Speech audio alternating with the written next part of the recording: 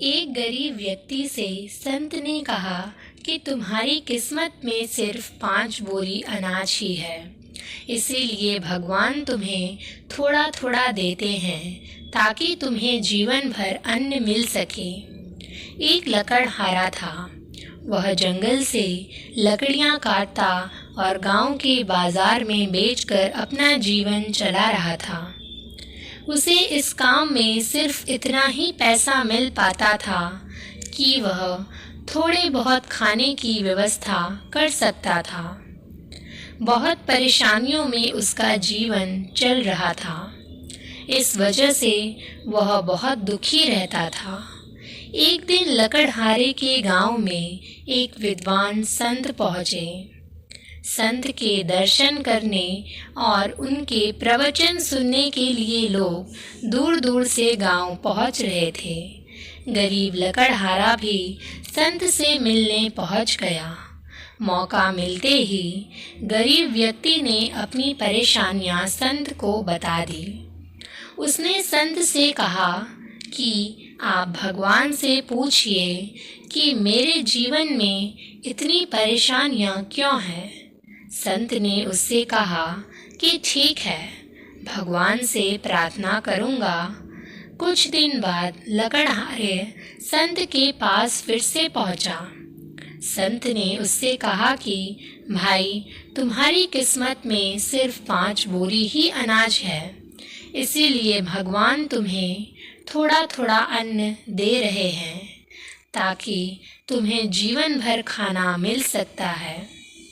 संत की बात सुनकर लकड़हारा अपने घर लौट आया। कुछ दिन बाद वह फिर से संत के पास पहुंचा और बोला कि गुरुजी, आप भगवान से कहो कि मुझे मेरी किस्मत का सारा अनाज एक साथ दे दे। कम से कम एक दिन में भरपेट भोजन चाहता हूँ। संत ने कहा कि ठीक है, मैं तुम्हारे लिए प्रार्थना करूँगा। अगले दिन गरीब लकड़हारे के घर 5 बोरी अनाज पहुँच गई। उसने सोचा कि संत ने मेरे लिए प्रार्थना की है, इसीलिए भगवान ने मुझे इतना अनाज दे दिया है। उसने बहुत सारा खाना बनाया, खुद खाया और गांव के गरीब लोगों को बांट दिया। सभी ने उसे दुआएं दी। अगले दिन उसके घर फिर से 5 बोरी अनाज आ गया। उसने फिर ऐसा ही किया, खुद खाया और दूसरों को खाना खिला दिया। काफ़ी दिनों तक ऐसा ही चलता रहा। फिर एक दिन वह संत के पास पहुंचा और पूरी बात बता दी। संत ने उससे कहा कि भाई, तुमने अपनी किस्मत का अनाज दूसरों को खिला दिया, तो तुम्हारे इस नेक काम से भगवान बहुत प्रसन्न हैं।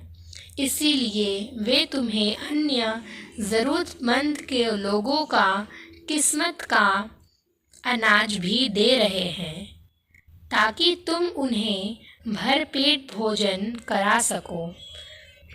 संत की बात गरीब व्यक्ति को समझ आ गई। इसके बाद उसने दूसरों को खाना खिलाने का सिलसिला जारी रखा।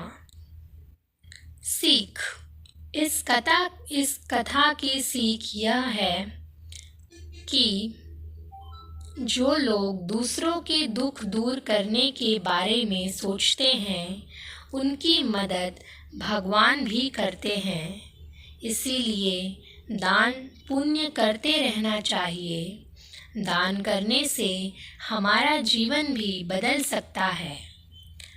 ओम नमः शिवाय। दोस्तों, जो भी इस वीडियो को पूरा देखकर लाइक और सब्सक्राइब करता है, उसको हमेशा खुश रखिए।